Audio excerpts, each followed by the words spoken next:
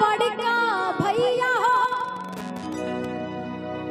गांव के अधिकारी मोरा छोटका भैया हो, आहो छोटका भैया हो।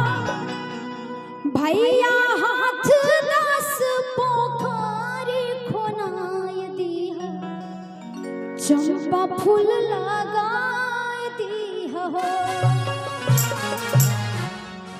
भैया हाथ 10 पोखरी खोनाय दीह, चंपा फूल लगाय दीह हो। गांव के अधिकारी मोरा बड़का भैया हो, गांव के अधिकारी मोरा छोटका भैया हो, आहो छोटका भैया हो। भैया हाथ 10 पोखरी खोनाय दीह, चंपा फूल लगाय दीह हो। भैया हाथ 10 पोखरी खोनाय दीह, चंपा फूल लगाय दीह हो। गांव के अधिकारी मोरा बड़का भैया हो, गांव के अधिकारी मोरा छोटका भैया हो, आहो छोटका भैया हो। भैया हाथ 10 पोखरी खोनाय दीह, चंपा फूल लगाय दीह हो। भैया हाथ 10 पोखरी खोनाय दीह, चंपा फूल लगाय दीह हो।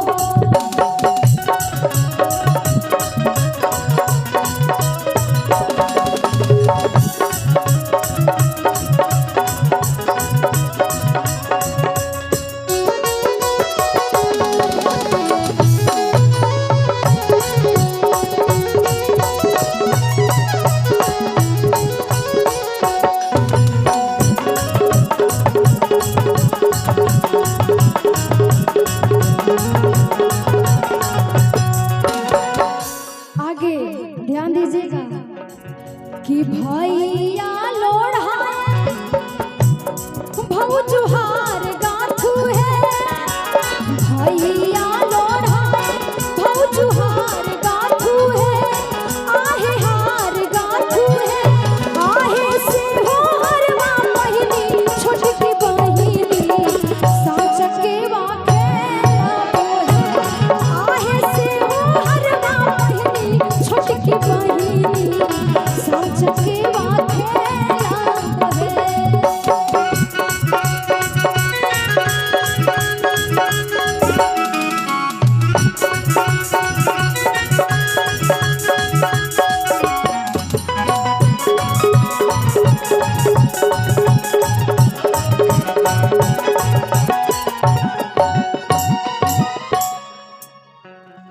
और मैं चाहूंगी कि कुछ कमेटी का नाम मुझे बताया जाए कि मैं गा के उन लोगों का नाम यहाँ पे रखूं।